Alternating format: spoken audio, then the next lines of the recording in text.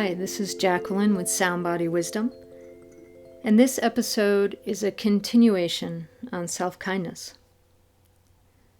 I've had a few listeners reach out asking me to say a little bit more about self-kindness, so this is a follow-up to look more deeply and honestly at the many layers of cultivating kindness towards ourselves.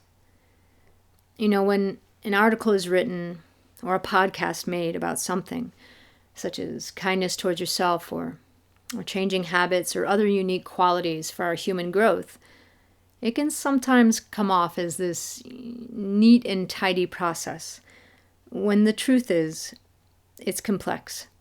And each of us will have different elements that help and or hinder us.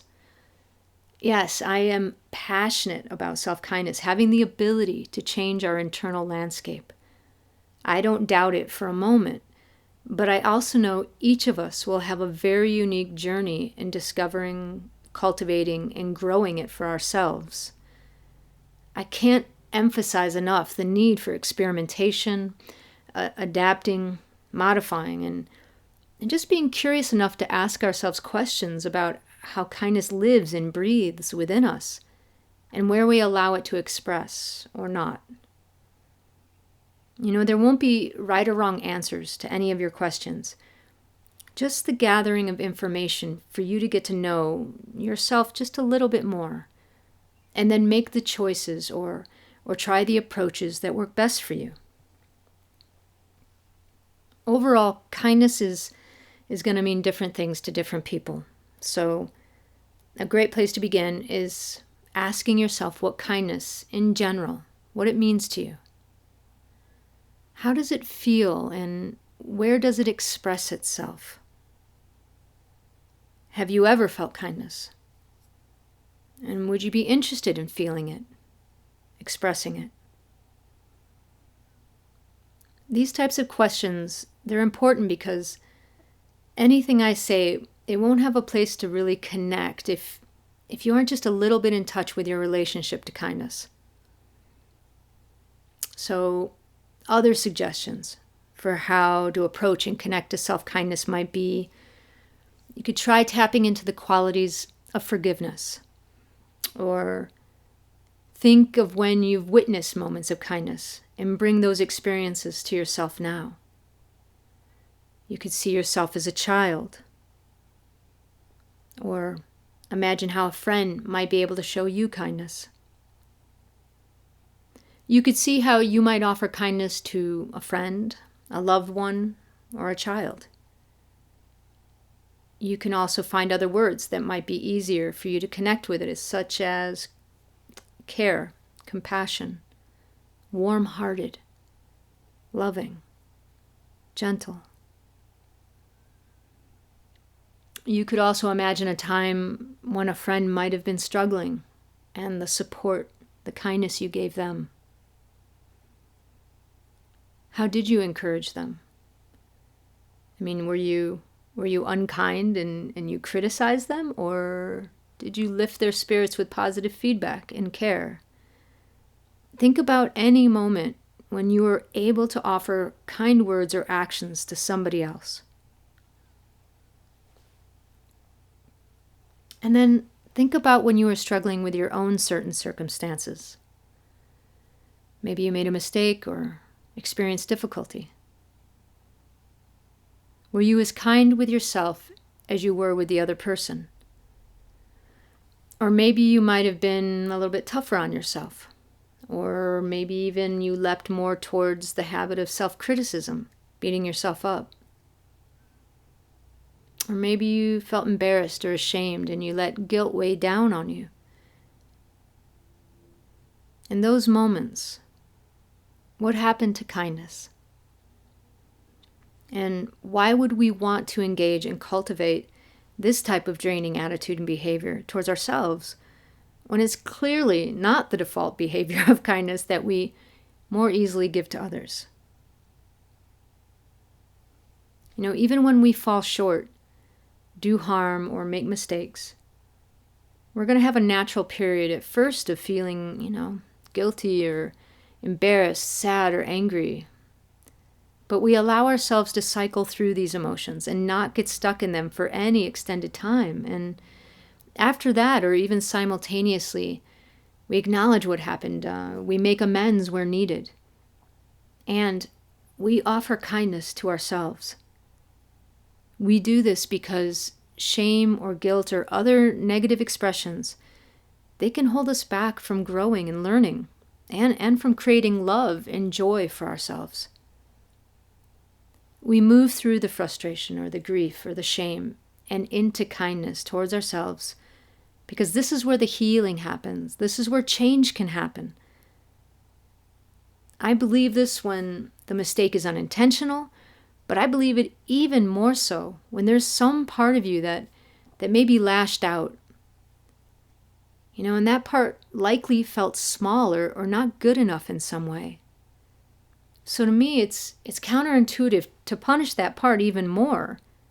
So instead, I bring kindness to it so it can heal and not need to repeat the behavior in the future.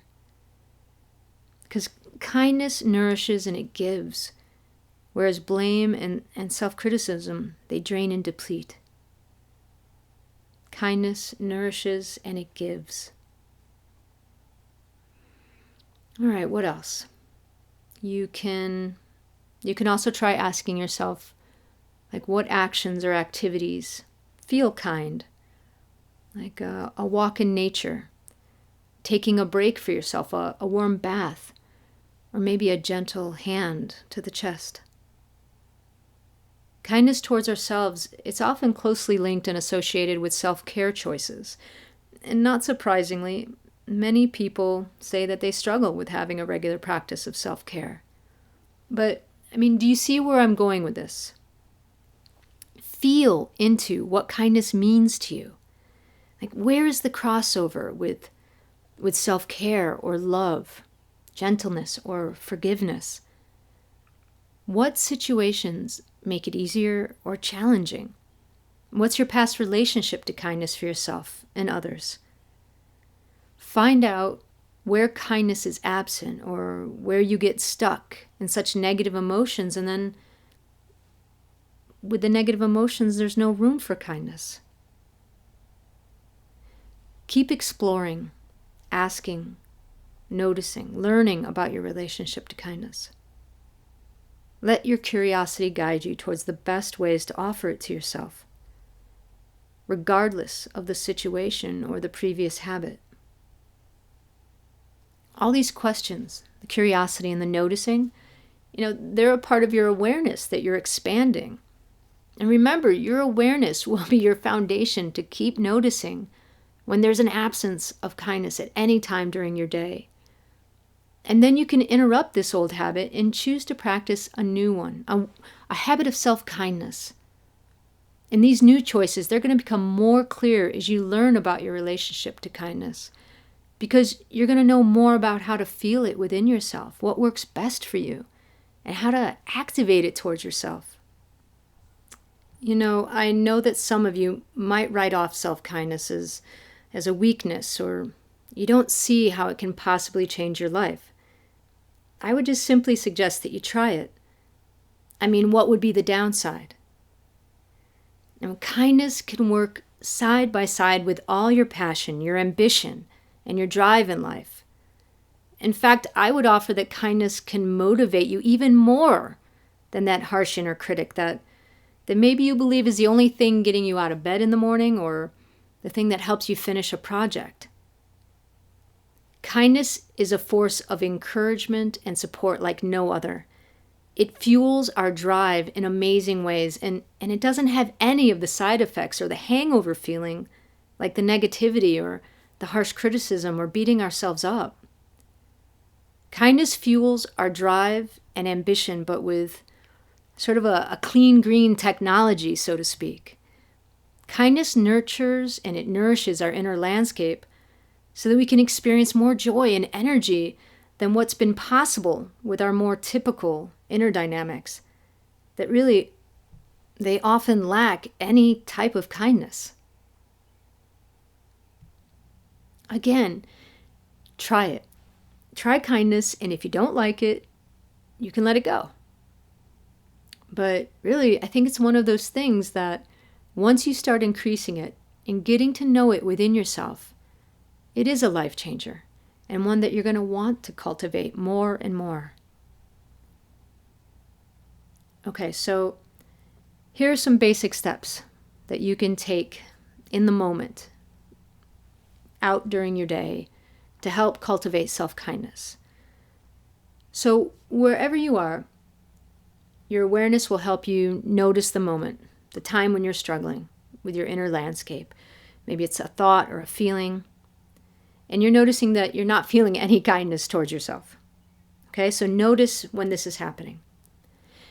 Now try to pause and interrupt what the usual flow might be, the usual habit might be.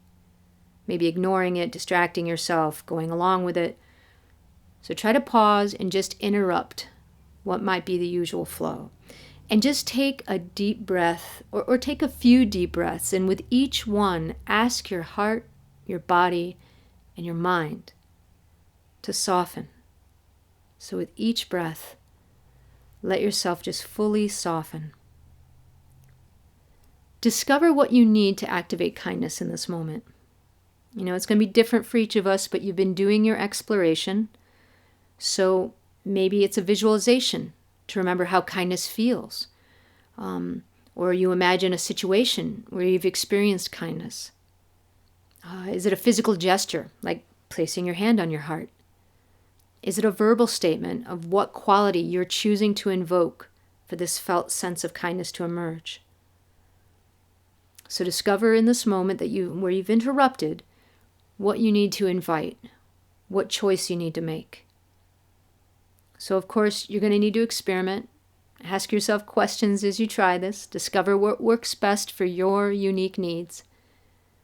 Being curious about what we need is an amazing gift to ourselves, because there really is no blueprint. You know, each of us is so different, so we'll need to tweak any of these suggestions. You know, once I'd begun to notice all the thoughts and voices and parts inside of me, I had to keep trying different recipes to see what really connected with them. And sometimes we'll need to keep adjusting our kindness recipe as we grow in ourselves and with our different parts. You know, I say all this to encourage you not to give up. I doubt many of us mastered riding a bike, playing an instrument, or our first walking steps on our first try, but when it comes to making personal changes, we can get impatient.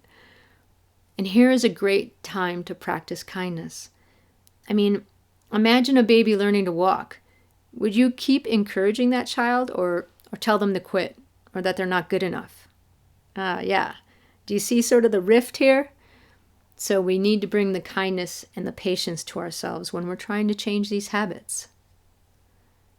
You know, I hope that I've been able to offer just a few more examples to help you find access to kindness towards yourself. Maybe some clues for how to explore and understand it in a way that's uniquely yours. Oh, and another tool that might be of assistance is the Inner Tribe. You can check out the Inner Tribe. There's an episode found in this podcast series, I believe it's number 6 on my website. And Inner Tribe can offer a framework for communicating and creating a relationship with all the different voices and parts inside. You know, at different times, some voices are louder than others, and it can take skills of negotiation and mediation to meet them. As I mentioned, when I was able to start making significant changes, it was when my wise, expansive self inside was able to recognize all these parts that were unkind or self-critical, and then meet them with kindness.